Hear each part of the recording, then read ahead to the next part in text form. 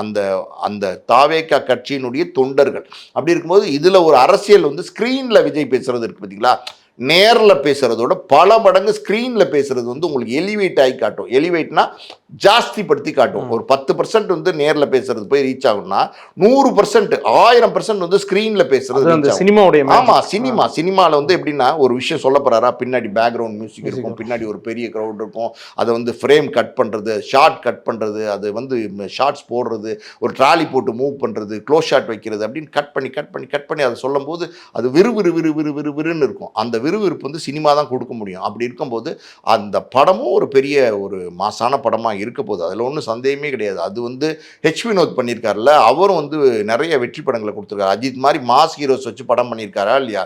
அப்படி இருக்கும்போது அதை எப்படி சக்ஸஸ் பண்ணணுங்கிற சூட்சமாக அவருக்கும் தெரியும். எப்படி சுதா கோங்கராக்கும் தெரியுமோ அதே மாதிரி ஹெச் வினோக்கும் தெரியும். ஆனால் என்ன ரெண்டு படத்துக்கும் வித்தியாசம் அப்படின்னா, இது வந்து மாஸ் படம், அது வந்து கிளாஸ் படம். ஸோ ஆடியன்ஸை பொறுத்த வரைக்கும் அப்படின்னா மாஸையும் விரும்புவாங்க, கிளாஸையும் விரும்புவாங்க.